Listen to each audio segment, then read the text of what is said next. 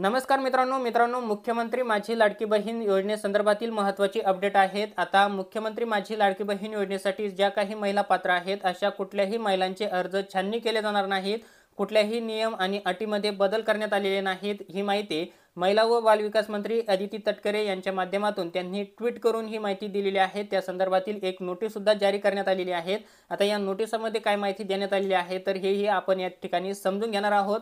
मुख्यमंत्री माझी लाडकी बहीण योजनेबाबत उपरोक्त विषयांवर आपणास कळविण्यात येते की या कार्यालयाचे असे निदर्शनास आले आहे की मुख्यमंत्री माझी लाडकी बहीण योजनेबाबत समाज माध्यमांकडून रील्स व्हिडिओद्वारे वेगळी माहिती प्रसारित करण्यात येत आहेत।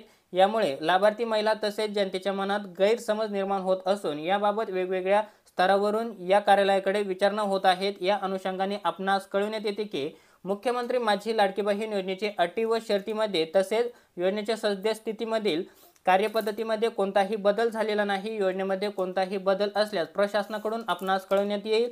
सदर योजनेसंदर्भात चुकीच्या बातम्यांमुळे लाभार्थी व जनतेच्या मनात कोणताही गैरसमज निर्माण होऊ नये याकरिता आपण आपल्या स्तरावरून तसेच अंगणवाडी सेविकामार्फत या योजनेची सद्यस्थिती लाभार्थी व जनतेच्या निदर्शनास आणून द्यावी। तर मित्रांनो, तुम्ही इथं पाहू शकतात मुख्यमंत्री माझी लाडकी बहीण योजनेमध्ये कुठल्याही प्रकारचे अर्ज छाननी केले जाणार नाही। त्याचबरोबर कुठल्याही नियम आणि अटीमध्ये बदल करण्यात आलेले नाहीत। ज्या महिला आतापर्यंत पात्र झालेल्या आहेत, ज्या महिलांना आतापर्यंत मुख्यमंत्री माझी लाडकी बहीण योजनेचे 5 हप्ते त्यांच्या खात्यावर मिळालेले आहेत अशा महिलांना आता पुढील 6वा हप्ता सुद्धा मिळणार आहेत। कुठल्याही प्रकारचे यामध्ये बदल करण्यात आलेले नाहीत। ही माहिती महिला व बालविकास मंत्री अदिती तटकरे यांच्या ट्विटर अँगलवरती त्यांनी ट्विट करून दिलेली आहे। मित्रांनो, मुख्यमंत्री माझी लाडकी बहीण योजनेसंदर्भात तुमच्यासाठी अतिशय महत्त्वाची अपडेट होती। तुम्हाला जर हा व्हिडिओ आवडला असेल तर चॅनलला लाईक शेअर सबस्क्राईब नक्की करा। आपण असेच महत्त्वपूर्ण व्हिडिओ हे घेऊन येत असतो। पुन्हा भेटूया अशाच एक नवीन माहितीसह नवीन व्हिडिओमध्ये। तोपर्यंत धन्यवाद मित्रांनो। जय हिंद, जय महाराष्ट्र।